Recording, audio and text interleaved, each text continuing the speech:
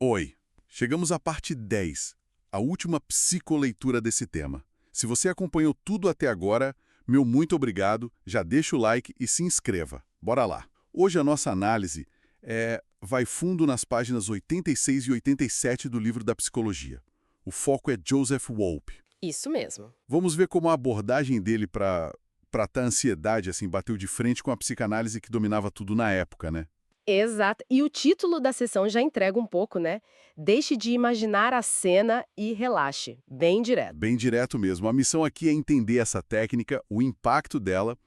Então, para começar, quem foi esse Joseph Wolpe? Bom, ele era um psiquiatra sul-africano, ganhou muita experiência prática, sabe? Tratando soldados na Segunda Guerra. Aqueles casos de neurose de guerra. Isso.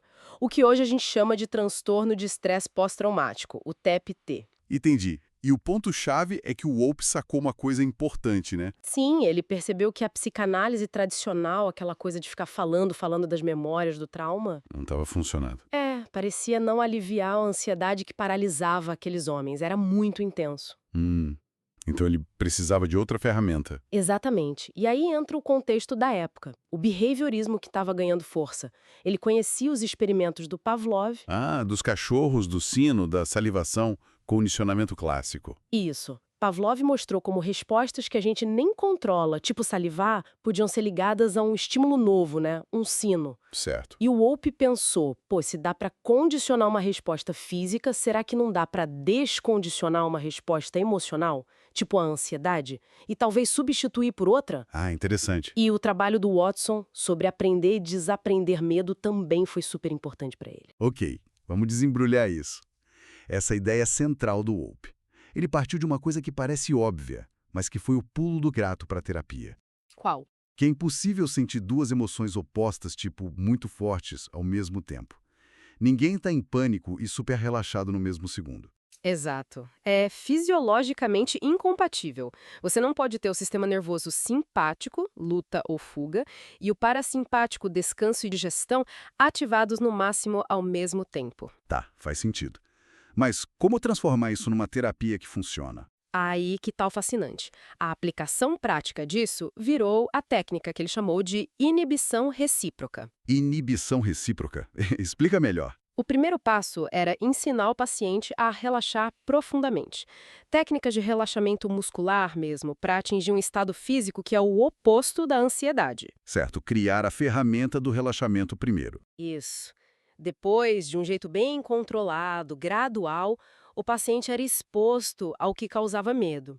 No começo, só na imaginação. Ah, não era jogar a pessoa aos leões de cara? Jeito nenhum.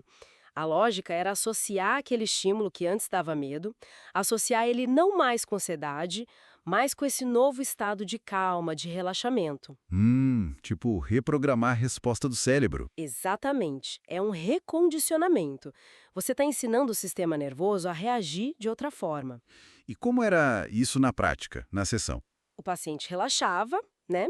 E aí o Wolpe pedia para ele visualizar a cena ou o objeto que dava medo. Tá. Assim que o paciente começava a sentir um pouquinho de ansiedade, qualquer sinalzinho, a instrução era, na hora, pare de imaginar, volte a focar no relaxamento. Ah, então não deixava a ansiedade crescer. Cortava na raiz. Isso, e repetia esse ciclo. Imagina um pouco, sentiu ansiedade, para, relaxa. Imagina de novo, conseguiu um pouco mais, ótimo, sentiu ansiedade, para, relaxa. Entendi. Repetindo, repetindo. A ideia é que, com a repetição, o próprio estímulo que antes era gatilho para ansiedade começasse a virar gatilho para a resposta de relaxamento. Uma coisa inibe a outra, por isso, inibição recíproca. O relaxamento bloqueia a ansiedade. Nossa, muito diferente da psicanálise mesmo. Totalmente. Aqui está a grande ruptura. A abordagem do Wolpe era focada só no sintoma presente, no comportamento que dava para ver. Sem ficar cavando o passado, buscando causa na infância. Nada disso. Era um método mais direto, sabe? Mais rápido. E, segundo Wolpe, quem seguiu ele, com o resultado que dava para medir, para ver se funcionava mesmo, para fobias, para ansiedades específicas. Imagino que isso não foi bem recebido pelos psicanalistas da época. Com certeza gerou muita crítica. Diziam que era superficial, que tratava o sintoma, mas não resolvia a causa real lá no fundo, no inconsciente. Aquela discussão clássica, né? Sim, sim. E onde isso levou? Qual foi o legado dessa técnica? Essa ideia da inibição recíproca foi assim a semente para uma técnica ainda mais famosa que ele desenvolveu depois, a dessensibilização sistemática. Dessensibilização sistemática? Já ouvi falar. É uma versão mais, digamos, organizada. O paciente cria uma lista de medos, uma hierarquia, do que dá menos medo até o que apavora mais. Tipo, se tem medo de aranha, começa pensando numa aranha pequena, depois vendo foto, depois... Exato. E a cada passo dessa hierarquia, ele usa o relaxamento para neutralizar a ansiedade antes de passar para o próximo nível. É uma técnica muito usada até hoje, super eficaz para fobia específica. Medo de voar, de rato, agulha, essas coisas. Isso mesmo, para essas fobias bem delimitadas, funciona muito bem. E o Hope, aliás, acabou se mudando para os Estados Unidos, né?